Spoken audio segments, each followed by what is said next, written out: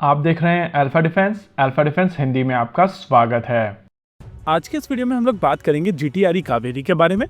इस साल 15 फरवरी को मैंने एक वीडियो करके आप सभी को बताया था कि GTRE कावेरी इंजन के ऊपर एक आफ्टर बर्नर लगाया जा रहा है और 17 जुलाई को हम लोगों ने आपको ये चीज बताई थी कि इस चीज के लिए कॉन्ट्रैक्ट ब्रह्मोस एरोस्पेस को दे दिया गया है। अब 2-3 दिन पहले एक पॉपुलर डिफेंस वेबसाइट की तरफ से इसी चीज को दोबारा से रिपब्लिश किया गया है और नेचुरली उन लोगों ने हम लोगों को क्रेडिट नहीं दिया है। फ्रैंकली अब मुझे बहुत ज्यादा फर्क भी नहीं पड़ता। एनीवेज, इस समय डिफेंस की न्यूज थोड़ी स्लो है और नेचुरली जिनको लगातार बहुत सारा कंटेंट क्रिएट करना है उनके लिए चीजें बहुत ज्यादा मुश्किल हो जाती हैं। यही कारण है कि इस पुरानी न्यूज को वापस से रीफ्लेवर करके उनकी तरफ से पब्लिश किया गया।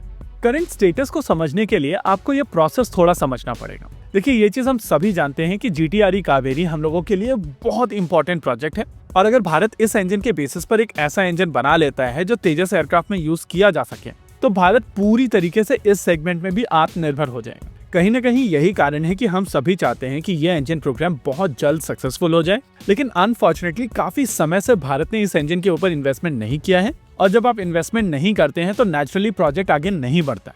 देखिए, बेसलाइन कावेरी इंजन के साथ में GTRE 73 किलो न्यूटन का मैक्सिमम थ्रस्ट जनरेट करने में सक्षम रही है और यहाँ पर हम लोग बात कर रहे हैं सस्टेन्ड मैक्सिमम थ्रस्ट की। लेकिन तेजस की रिक्वायरमेंट है 84 किलो न्यूटन की, यानी कि अगर करंट कावेरी इंजन के साथ में तेजस को उड़ाया जाए तो ये एयरक्राफ्ट उड़ेगा, लेकिन इसको टेक ऑफ करने के लिए कंपैरेटिवली थोड़ा लंबा रनवे चाहिए होगा, इसका पेलोड कम होगा, इसकी इंटरनल फ्यूल कैपेसिटी कम होगी और यह एयरक्राफ्ट हवा में उतना अजाइल भी नहीं होगा। लेकिन कावेरी के बेसिस पर यह एयरक्राफ्ट उड़ सकता है और DRDO का इस पॉइंट ऑफ टाइम पर एम यही है कि तेजस के ऊपर इस इंजन को लगाकर इसको उड़ाकर दिखाया जाए। एक बार जब ये कोर्स सर्टिफाई हो जाता है तो उसके बाद इसको स्केल अप और डाउन करना कंपैरेटिवली आसान होगा। यहाँ पर बेसिक गोल इस कोर को सर्टिफाई कराना है। हालांकि जब बेसलाइन कावेरी के ऊपर काम करना शुरू किया गया था तब देश में टेक्नोलॉजी की कमी थी, लेकिन तब से लेकर अब तक देश में बहुत सारी नई टेक्नोलॉजीज डेवलप हो चुकी हैं।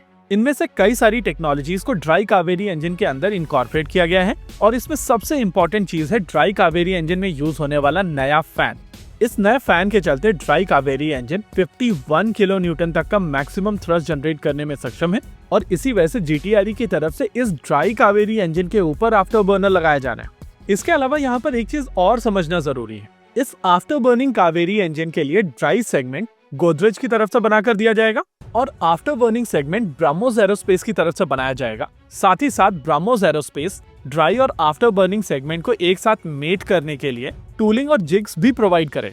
अब इस पूरे प्रोसेस की प्रोग्रेस को समझने के लिए आपको दो चीजें समझनी पड़ी। पहला, इस तरीके के प्रोजेक्ट के बारे में बहुत ज्यादा डिटेल पब्लिक नहीं की जाती है और आप इनडायरेक्टली ही समझ पाते हैं कि एग्जैक्टली इस समय क्या चल रहा है। इस प्रोजेक्ट को एग्जीक्यूट करने के लिए बिलिंग माइलस्टोन बेस्ड है, यानी कि एक माइलस्टोन कंप्लीट करने के बाद में ही उसकी बिलिंग की जाती है और एडवांस पेमेंट 30% की थी।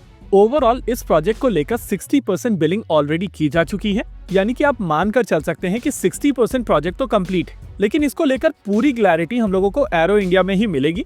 रही बात इस इंजन और तेजस के इंटीग्रेशन की, तो आइडिया था कि एक LSP एयरक्राफ्ट के साथ में इस इंजन को इंटीग्रेट किया जाएगा। वैसे ये LSP एयरक्राफ्ट भारतीय वायुसेना के एयरक्राफ्ट हैं और इनके ऊपर HAL या DRDO का कंट्रोल नहीं है। कुछ जगहों पर रिपोर्ट किया जा रहा है कि भारतीय वायुसेना की तरफ से इस इंटीग्रेशन को ग्रीन लाइट नहीं दी गई है। हालांकि आमतौर पर इस तरीके के डिसीजंस के साथ में कुछ और चीजें लिंक्ड होती हैं और जब तक हम लोगों को इस प्रोसेस से रिलेटेड पूरी पिक्चर नहीं मिल जाती है तब तक इसको लेकर ओपिनियन बनाने का कोई मतलब नहीं। पर्सनली मैं रेकमेंड करूंगा कि एरो इंडिया का वेट कीजिए और एरो इंडिया में इस कावेरी इंजन को लेकर कुछ और इन्फॉर्मेशन मिलेगी। साथ ही साथ टेस्ट बेड को लेकर भी क्लैरिटी मिलेगी कि क्या एक्चुअली भारतीय वायुसेना ने ये वीटो किया है या फिर भारतीय वायुसेना का कोई और प्रपोजल है। फरवरी में एरो इंडिया होगा और मैं वहां जरूर पहुंचूंगा, यानी कि आपको ये सारी इन्फॉर्मेशन यहीं पर मिलती रहेगी। इसी के साथ आज के इस वीडियो में रखते हैं केवल इतना ही। वीडियो को अंत तक देखने के लिए धन्यवाद। देखते रहिए अल्फा डिफेंस। जय हिंद।